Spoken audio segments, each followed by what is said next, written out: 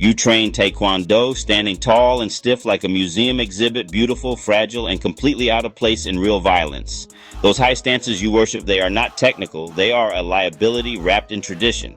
The rule set did not just shape Taekwondo, it neutered it. That twitchy bounce you call footwork collapses the moment someone grabs you or smashes your base. Real violence does not pause for referees, does not reward flash, and does not care what belts are on your wall. Ask yourself, are you training to protect your life or just rehearsing for an audience that won't be there? All the accomplishments that earned you praise in Taekwondo, it is exactly what gets you hurt. Stay until the end. I'll show you the stance Taekwondo actively trains you not to use and why that matters. You've seen it. Crisp white uniforms, black belts tied just right. A room full of people moving in perfect unison, their kicks snapping through the air with a sound like a bullwhip. It's beautiful, it's disciplined. You see the trophies lining the walls, the gold medals hanging around kids' necks, and you think, this is it. This is what it means to be a martial artist. It feels powerful, it feels right. Then you watch a grainy cell phone video of two guys in a parking lot, and everything you thought you knew gets thrown out the window. One guy shoves the other. It's not a clean, choreographed fight. It's a chaotic, ugly, desperate scramble for survival. The world of organized, points-based martial arts sells a promise. It promises that if you master these forms, if you perfect these high-flying kicks, you'll be safe. It tells you that the person with the prettiest technique wins. That's a lie. It's a beautiful lie, but it's a lie nonetheless. The rules of the dojang, the respect, the bowing, the controlled sparring, all of it disappears the second violence becomes real. A real attacker doesn't care about your sidekick's chamber. They don't respect the distance you need to launch that perfect spinning hook kick. They want to close that distance and put you on the ground where your fancy kicks mean absolutely nothing. I've spent my life around martial arts. I've trained in Taekwondo. I've seen the incredible athletes it produces. I've seen a guy break 6 boards with a single kick and thought, wow, that's insane. But I've also seen what happens when that same mindset meets raw, unscripted aggression. The shock on a person's face when their opponent doesn't play by the rules is a dangerous thing. They expect a certain rhythm, a certain distance, a certain reaction. Instead, they get a tackle. They get a wild haymaker. They get their leg grabbed and twisted until they fall. That's the moment the beautiful lie shatters into a million pieces. This isn't about disrespecting the art or the people who train it. It's about being brutally honest about its application. Taekwondo, as it is taught in the vast majority of schools today, is a sport, a fantastic, athletic, and challenging sport. But we have to stop pretending it's a comprehensive system for self-defense in the modern world. The stances, the movements, the entire philosophy is built for a controlled environment with a referee. When you take away the referee, you take away the safety net. You're left with techniques that can be more dangerous for you than they are for your attacker. We're going to break down exactly why. Let's talk about why Taekwondo looks so damn good. The stances are a huge part of it. Think about a classic long forward stance or a back stance.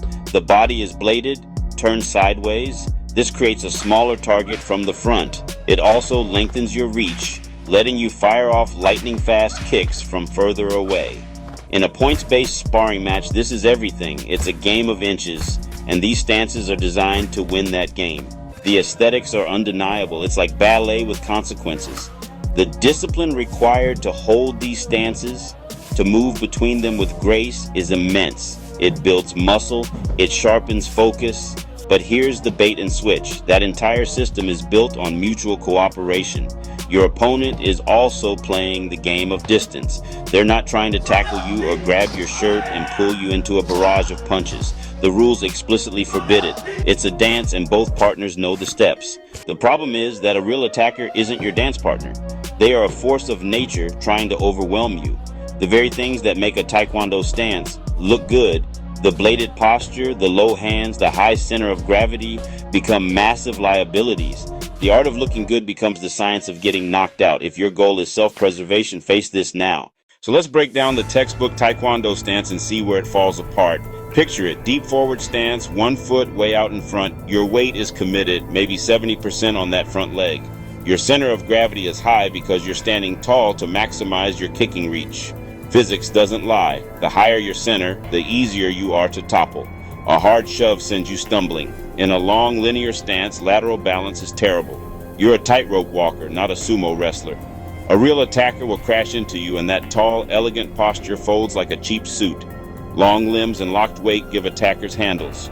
Your front leg begs to be kicked out or grabbed, and with weight committed, you can't lift or defend it. You're rooted to the spot. And those low hands? Open invitation for a punch to the jaw. While you chamber a stylized block, the overhand already landed. The bladed stance looks slick, but it makes you vulnerable to being turned and having your back taken. Once your back is turned, you're done. The stance is optimized for a one-on-one, face-to-face kicking duel. It is unprepared for rotational forces, for pushing and pulling of a clinch, for someone driving through you. The entire philosophy of sport taekwondo is distance. Violence has a simple rule: it devours distance. A determined attacker wants to smother you, get their hands on you, eliminate the space you need. Once clinched, your primary weapon, kicks, is neutralized. You can't chamber. Your hips are controlled. Most curriculums have a massive hole. No clinch, no pummeling, no underhooks, no grip breaking under pressure.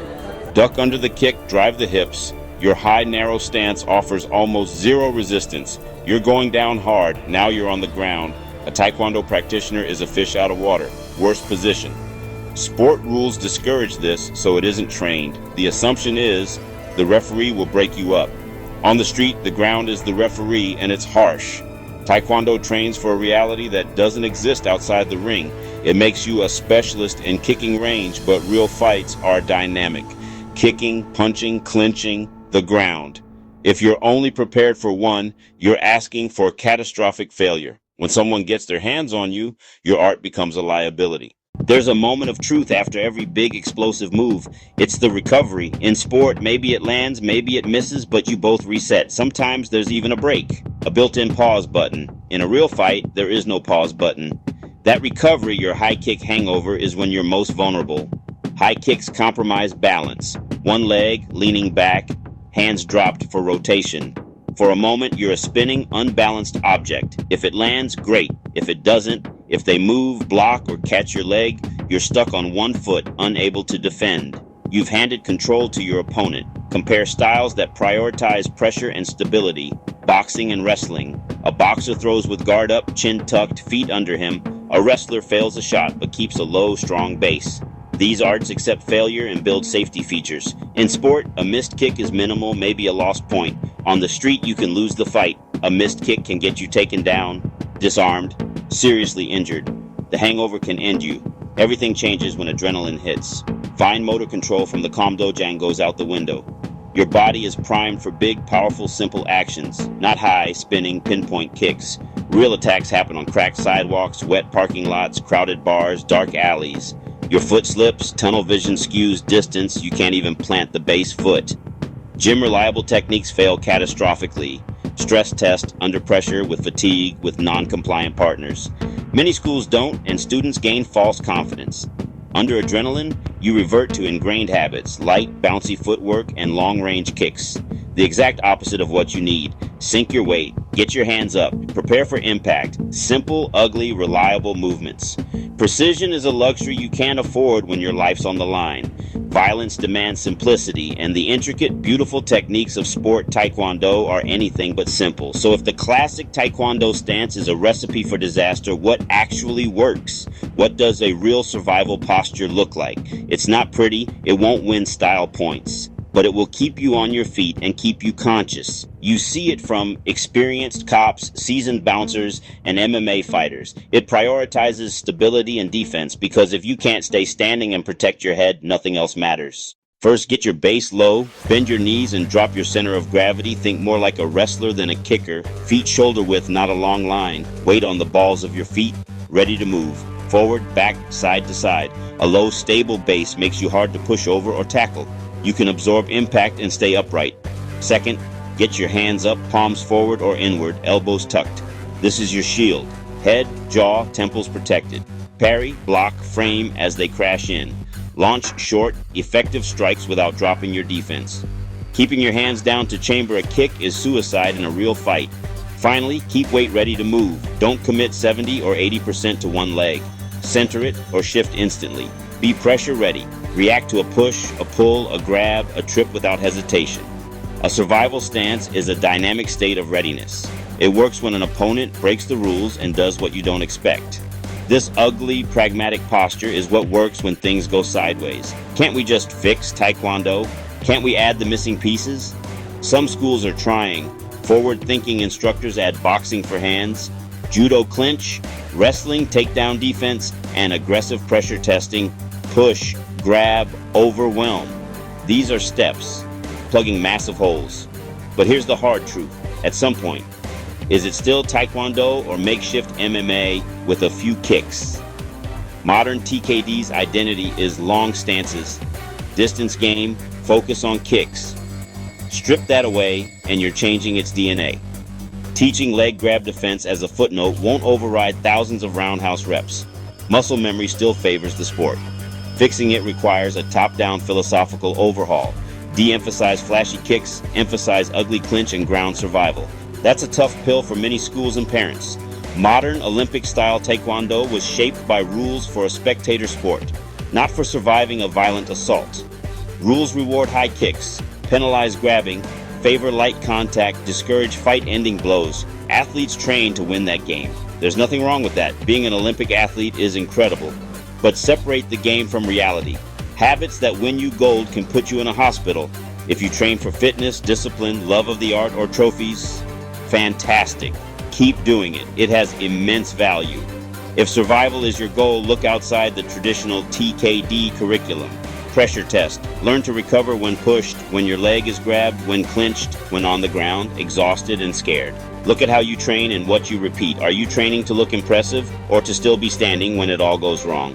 The answer determines everything. Awareness beats aesthetics. Balance beats flash. Adaptability beats tradition. Comment below, like, share, and subscribe. We're pushing for 500 subscribers. Want more? Pick a video on your screen. Think about it. Be honest. What are you really training for?